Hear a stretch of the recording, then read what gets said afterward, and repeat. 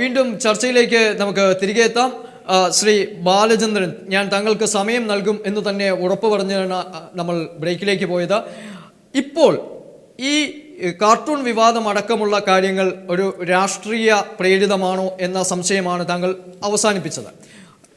ഇത് എടുത്തു നൽകിയതാണോ അതോ ബോധപൂർവം എടുത്തു കൊടുത്തതാണോ എന്നത് സംബന്ധിച്ച് അക്കാദമി യാതൊരു തരത്തിലുമുള്ള ഒരു അഭിപ്രായ പ്രകടനത്തിന് ഇതുവരെ മുതിർന്നിട്ടുമില്ല.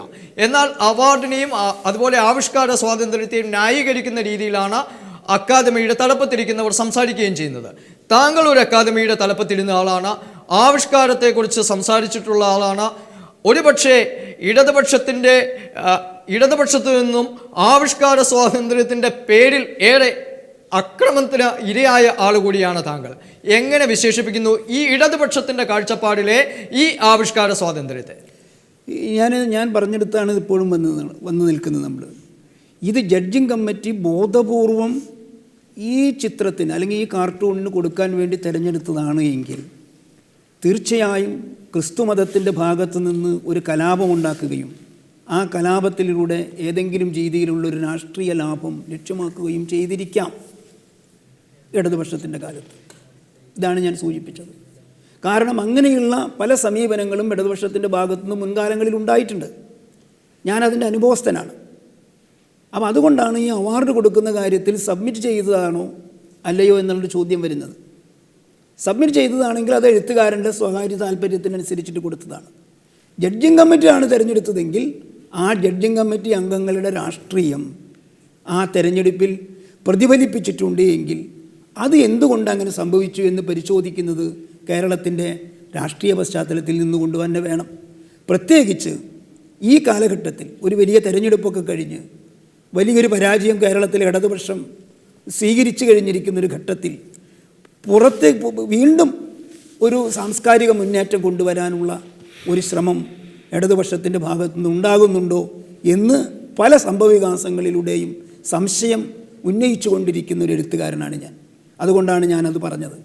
ഇതിന് രണ്ടായിട്ടാണ് വിഭജിക്കേണ്ടത് ഈ കാര്യത്തെ. ഒന്ന്, മതത്തിൻ്റെ കാര്യത്തിൽ മതം അത് ഇടപെടണം. മതത്തിന് എന്തെങ്കിലും അഭിപ്രായ വ്യത്യാസമുണ്ടെങ്കിൽ മതം അതിൽ ഇടപെടണം.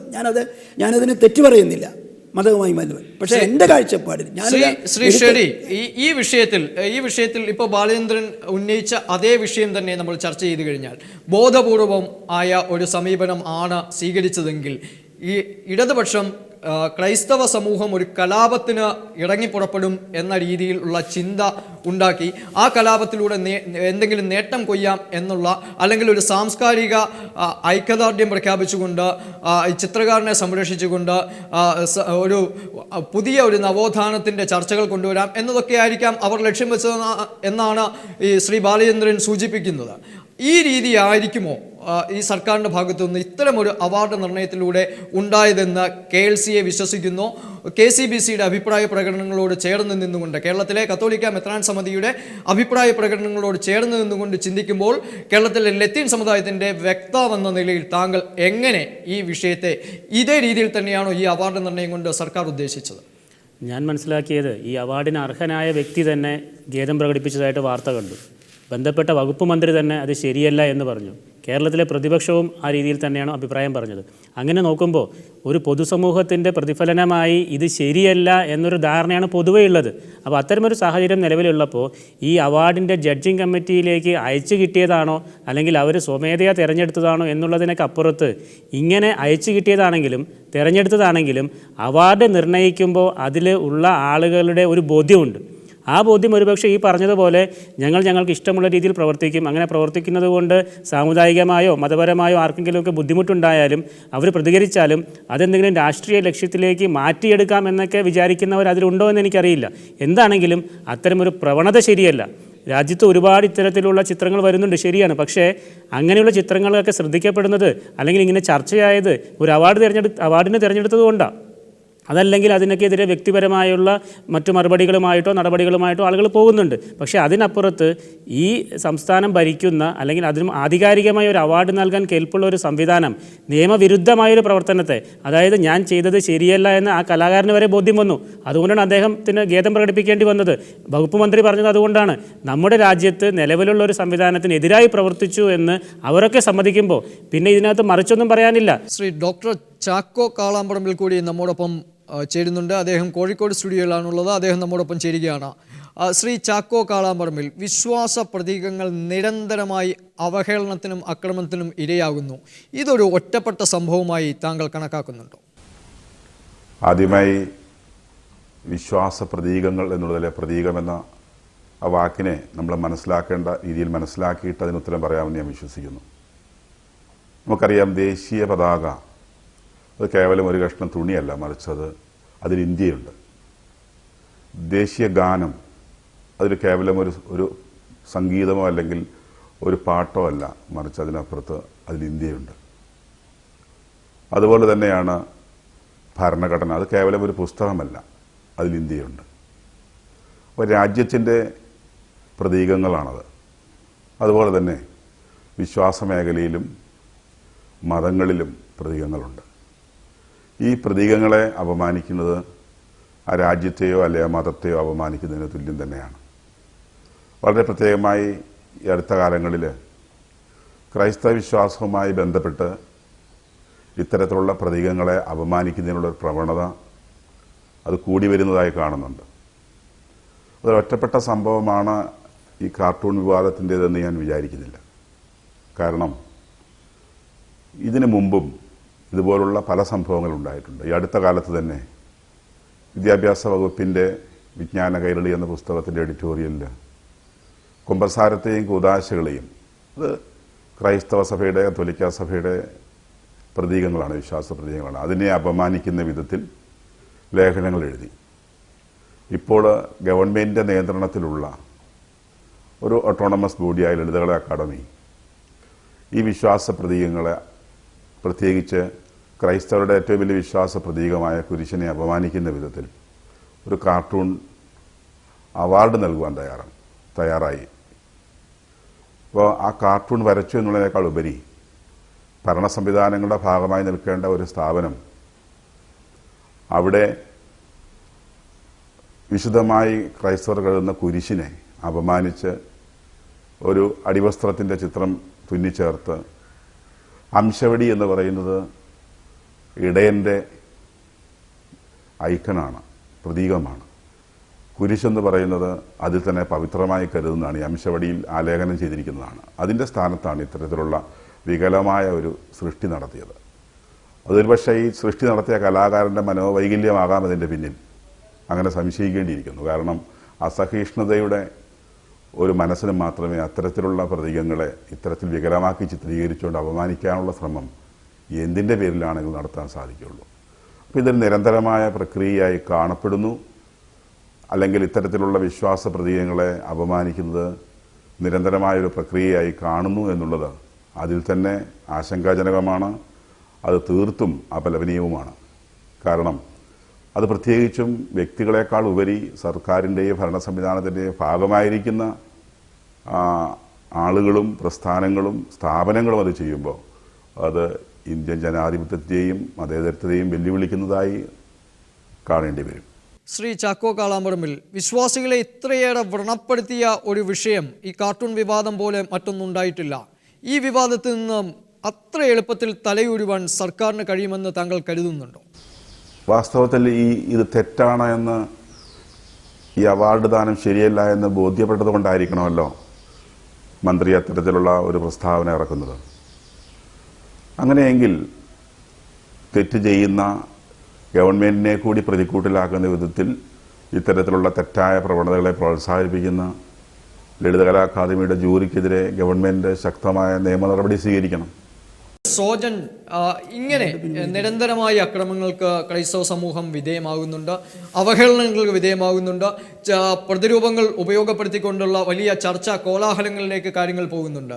ഓരോ തവണയും ഒരുപക്ഷെ ഒരു ഖേദപ്രകടനം നടത്തിക്കൊണ്ട് അവസാനിപ്പിക്കും. ചില മാധ്യമങ്ങളുടെ ഭാഗത്തു നിന്ന് ചില വിശുദ്ധ ചിത്രങ്ങൾ വരയ്ക്കുന്ന കാര്യത്തിൽ, അല്ലെങ്കിൽ അതിൻ്റെ വികലമായ അവഹേളനം ഉണ്ടാക്കുന്ന രീതിയിലുള്ള ചിത്രീകരണം വന്നപ്പോഴൊക്കെ കേരളത്തിൽ ഇതിനു മുമ്പ് വളരെ അടുത്ത സമയം സമയങ്ങളിൽ പ്രതിഷേധങ്ങൾ ഉണ്ടായി, വലിയ തോതിൽ അത്തരം മാധ്യമങ്ങൾക്കെതിരെ കോർണർ മീറ്റിങ്ങുകൾ ഉണ്ടായി, അങ്ങനെയുള്ള പ്രതിഷേധ പ്രകടനങ്ങളെല്ലാം ഉണ്ടായി. പക്ഷേ വീണ്ടും വീണ്ടും ഇത്തരം പ്രശ്നങ്ങൾ ഉണ്ടാവുകയാണ്. അവാർഡുകളിലൂടെ ഇവയൊക്കെ ആദരിക്കപ്പെടുകയും ചെയ്യുന്നുണ്ട്. കേവലമായ എന്ത് നടപടി ഇതുവരെയുള്ള പ്രതിഷേധങ്ങൾ കൊണ്ട് എന്ത് തരത്തിൽ ഉള്ള ഒരു തിരുത്തൽ വരുത്താൻ, സമൂഹത്തിൽ തിരുത്തൽ വരുത്താൻ കഴിയും? നിയമത്തിൻ്റെ ഏറ്റവും അടിസ്ഥാനപരമായ സങ്കല്പങ്ങളിലൊന്നാണ് ഇഗ്നോറൻസിയ ജൂറിസ് നോൺ എക്സ്ക്യൂസാറ്റ് എന്ന് വെച്ചാൽ നിയമം അറിയില്ല എന്നത് ഒരു ഒഴിവ് കഴിവല്ല. ഞങ്ങൾക്കറിയില്ലായിരുന്നു ഇത് പ്രശ്നമാകുന്നു, ഞങ്ങൾക്കറിയില്ലായിരുന്നു നിയമവിരുദ്ധമാണെന്ന് ഒരൊഴിവ് കഴിവുമില്ല. ഇതുവരെ എന്ത് നിയമ നടപടികൾ കാലാകാലങ്ങളായി നമ്മൾ സ്വീകരിച്ചു എന്നുള്ളത് അത് ഗൗരവതരമായി ഇതുമായി ബന്ധപ്പെട്ട ആളുകൾ ചിന്തിക്കേണ്ടതാണ്. എന്തെങ്കിലും നിയമ നടപടി കാര്യമാത്ര പ്രസക്തമായി നാം സ്വീകരിച്ചിട്ടുണ്ടോ? ഇനി എന്തൊക്കെയാണ് നമുക്ക് സ്വീകരിക്കാൻ സാധിക്കുക? അതിൻ്റെ അർത്ഥം ഒരിക്കലും ആവിഷ്കാര സ്വാതന്ത്ര്യത്തിന് കൂച്ചുവിലം കിടണം എന്നുള്ളതല്ല. ആവിഷ്കാര സ്വാതന്ത്ര്യം അത് സ്വതന്ത്രമായി ഏറെക്കുറെ സഞ്ചരിക്കണം. പക്ഷേ അത് മതേതരത്വത്തിൻ്റെയും മതവികാരങ്ങളുടെയും ഫാബ്രിക്കുകളെ വ്രണപ്പെടുത്താതെ പോകണം. നമ്മുടെ മനസ്സുകൾ, കാരണം അല്ലെങ്കിൽ ഇന്ത്യൻ സാഹചര്യത്തിലെ മതേതരത്വത്തെ നാം മനസ്സിലാക്കാത്തതുകൊണ്ടാണ്. ഇന്ത്യയുടെ മതേതരത്വ സങ്കല്പം എന്ന് പറയുന്നത് മതനിരാകരണമല്ല, മതനിഷേധമല്ല, എല്ലാ മതങ്ങളെയും ഉൾക്കൊള്ളുന്ന ഭാവനയാണ്. അത് യൂറോപ്യൻ സങ്കല്പത്തിലെ സെക്യുലറിസം അല്ല, എൻറ്റയർലി ഡിഫറൻ്റ് ആണ്. അവിടെ മതനിരാകരണമാണെങ്കിൽ ഇവിടെ എല്ലാ മതങ്ങളോടും ചേർന്ന് നിൽക്കുന്നതാണ് ഇന്ത്യൻ സാഹചര്യം.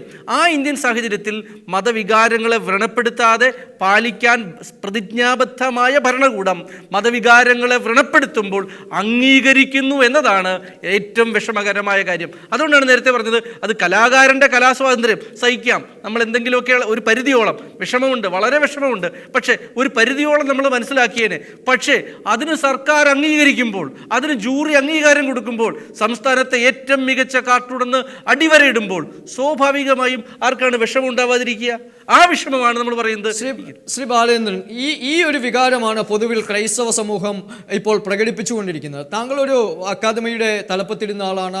അവാർഡ് നിർണയങ്ങളെ സംബന്ധിച്ചിടത്തോളം കൃത്യമായ ഒരു മാനദണ്ഡം പുലർത്തുകയും അത് പുലരണമെന്ന് ആഗ്രഹിക്കുകയും ചെയ്യുന്ന ഒരാളാണ്. ഒന്ന് നോക്കിക്കഴിഞ്ഞാൽ ഏറ്റവും നിഷ്പക്ഷമായി തന്നെ ഇത്തരം കാര്യങ്ങളെ വിലയിരുത്തുകയും ചെയ്യുന്ന ഒരാളാണ്.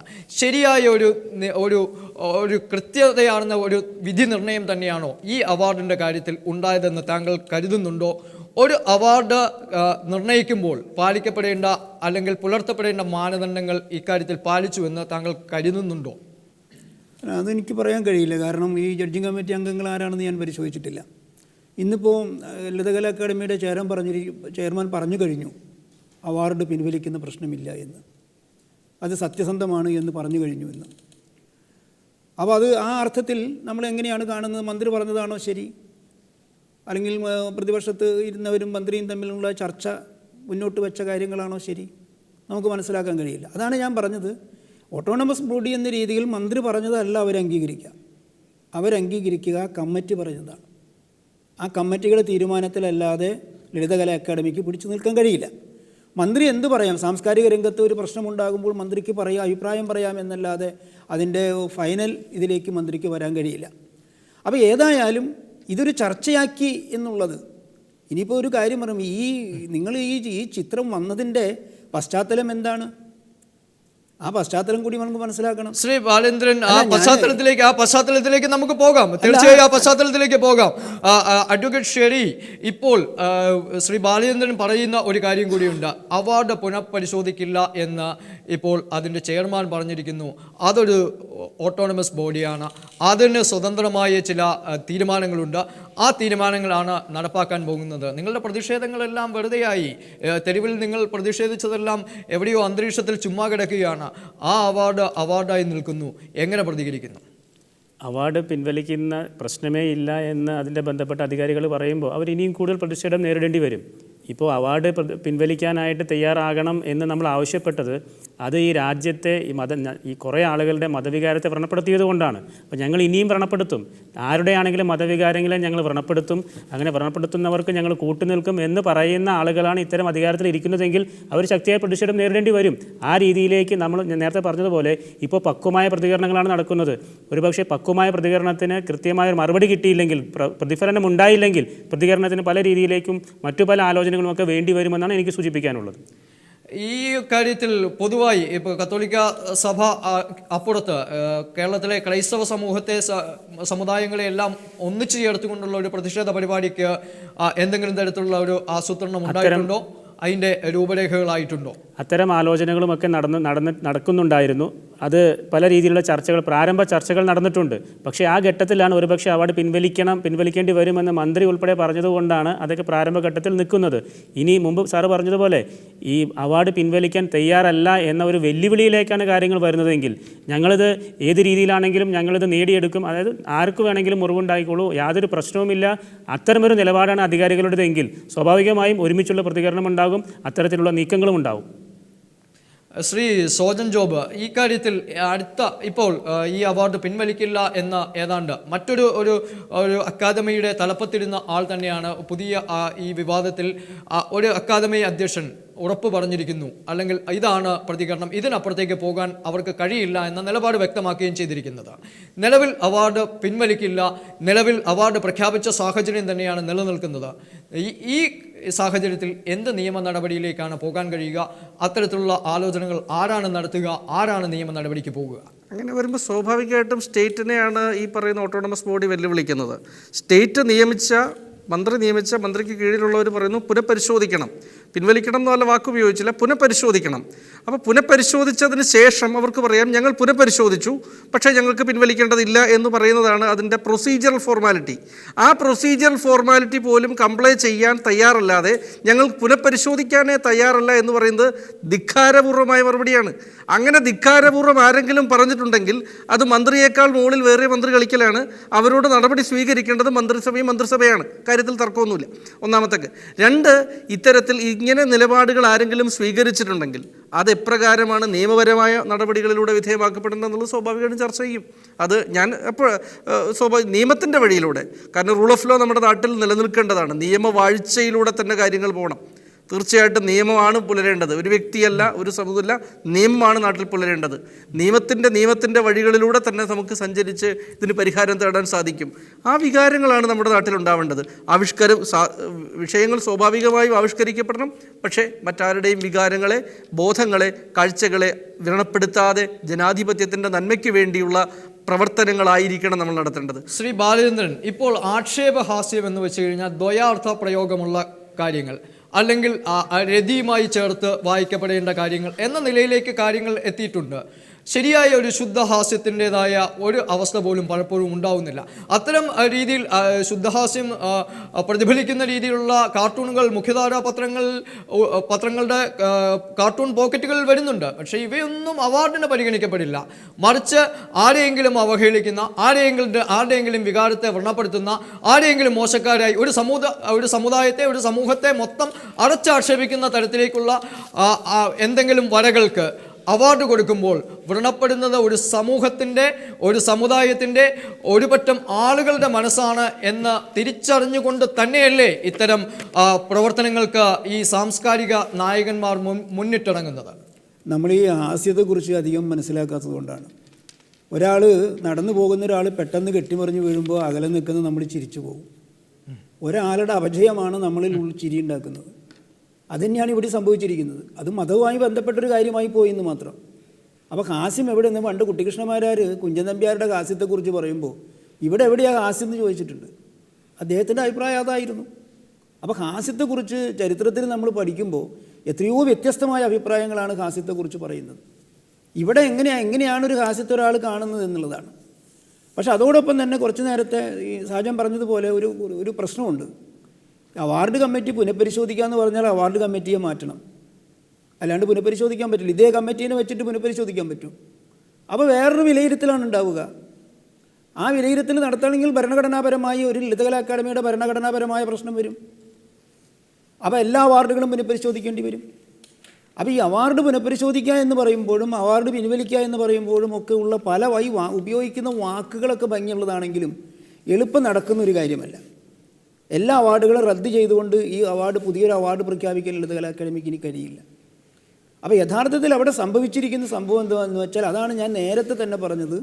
ഇത് അയച്ചു കൊടുത്തിട്ട് പരിശോധിച്ചതാണോ, ജഡ്ജിങ് കമ്മിറ്റിയുടെ അവരുടെ താല്പര്യത്തിന് പരിശോധിച്ചതാണോ? അത് മനസ്സിലാക്കിയാൽ മാത്രമേ ഈ അവാർഡ് എന്ത് ചെയ്യാൻ കഴിയും എന്ന് ഒരു പ്രായോഗിക നിഗമനത്തിൽ എത്താൻ നമുക്ക് കഴിയുള്ളൂ. ശ്രീ ബാലേന്ദ്രൻ, താങ്കൾ ഇത്തരം കമ്മിറ്റികളിലുള്ള ഒരാളാണ്. ഇത്തരം അവാർഡുകൾ നിർണയിച്ചിട്ടുണ്ട്, അല്ലെങ്കിൽ പുരസ്കാരങ്ങൾ പ്രഖ്യാപിക്കുന്ന നിലയിലേക്ക് കാര്യങ്ങൾ ചെയ്തിട്ടുണ്ട്. ഈ ഒരു അവാർഡ് പുനഃപരിശോധിക്കുക അല്ലെങ്കിൽ പിൻവലിക്കുക, ഇതൊക്കെ എത്രത്തോളം പ്രായോഗികമാണ്? അല്ലെങ്കിൽ ഏതൊക്കെ കടമ്പകൾ കടന്ന് ഇനി അത് മുമ്പോട്ട് പോകാൻ കഴിയും? അതോ അത്തരം ഒരു സാഹചര്യം സൃഷ്ടിക്കുക എന്നത് ഇപ്പോൾ നിലവിലുള്ള ഒരു നവോത്ഥാന സങ്കല്പത്തെ തകർത്ത് കളയും എന്നുള്ള ഭീഷണി സാംസ്കാരിക ലോകത്ത് നിന്ന് ഉയരുകയും സർക്കാർ അടക്കം ഇതിൽ നിന്ന് പിന്മാറുകയും ചെയ്യുമോ? ഒറ്റ കാര്യമുള്ളൂ, അവാർഡുകൾ ഇപ്പോൾ പ്രായോഗികമല്ല അത് മാറ്റാൻ. ഇതിലാകെ ഒരു ലക്ഷ്യം നടക്കാൻ പറ്റുള്ളൂ. കാരണം അവാർഡ് കിട്ടിയ ആൾ എനിക്ക് ആ അവാർഡ് വേണ്ട എന്ന് പറയുക, അങ്ങനെ അത് നിഷേധിക്കാൻ കഴിയുള്ളൂ. അല്ലെങ്കിൽ പ്രായോഗിക തലത്തിൽ അവാർഡ് പുനഃപരിശോധിക്കാൻ പറ്റില്ല. അതാണ് ഇതിൻ്റെ ഒരു ഘടന എന്ന് പറയുന്നത്. അവാർഡ് നിർണ്ണയിക്കുന്ന ഒരു ഘടന. അവിടെ ഒരു മന്ത്രിക്കും ഇടപെടാൻ പറ്റില്ല, ഈ അക്കാഡമിയുടെ പ്രസിഡൻറ്റിനും ഇടപെടാൻ പറ്റില്ല. കാരണം ജഡ്ജിങ് കമ്മിറ്റി അംഗങ്ങൾ പുറമേ ഉള്ളവരാണ്. അവർ കേരളത്തിലെ പ്രശസ്തരായ കലാകാരന്മാരായിരിക്കും. അവരുടെ അഭിപ്രായമാണ് അത് രേഖപ്പെടുത്തി. ആ അഭിപ്രായത്തെ തിരുത്താൻ നമുക്ക് കഴിയില്ല. അപ്പോൾ വേറെ അവാർഡ് കമ്മിറ്റീനെ വെക്കേണ്ടി വരും. വേറെ അവാർഡ് കമ്മിറ്റീനെ വെക്കുമ്പോൾ അതുവരെ എടുത്ത നിലപാടുകളും അതുവരെ എടുത്ത മിനിറ്റ്സുകളും മുഴുവൻ തെറ്റായി മാറും. അപ്പോൾ എല്ലാ അവാർഡുകളും റദ്ദ് ചെയ്യേണ്ടി വരും. അപ്പോൾ ഈ തർക്കം, കാർട്ടൂൺ തർക്കം അവസാനിക്കണമെങ്കിൽ എൻ്റെ കാഴ്ചപ്പാടിൽ ഒറ്റ കാര്യമേ ഉള്ളൂ, അവാർഡ് കിട്ടിയ ആൾ തനിക്ക് ഈ അവാർഡ് വേണ്ട എന്ന് പറയണം. അങ്ങനെയാണ് ഇത് റദ്ദ് ചെയ്യാൻ കഴിയുള്ളൂ. വേറൊരു മാർഗവും അതിൽ. ശ്രീ ബാലചന്ദ്രൻ, നമുക്ക് ചർച്ചയിലേക്ക് തിരികെ വരാം. ഒരു ചെറിയ ഇടവേള കൂടി അനിവാര്യമാണ്.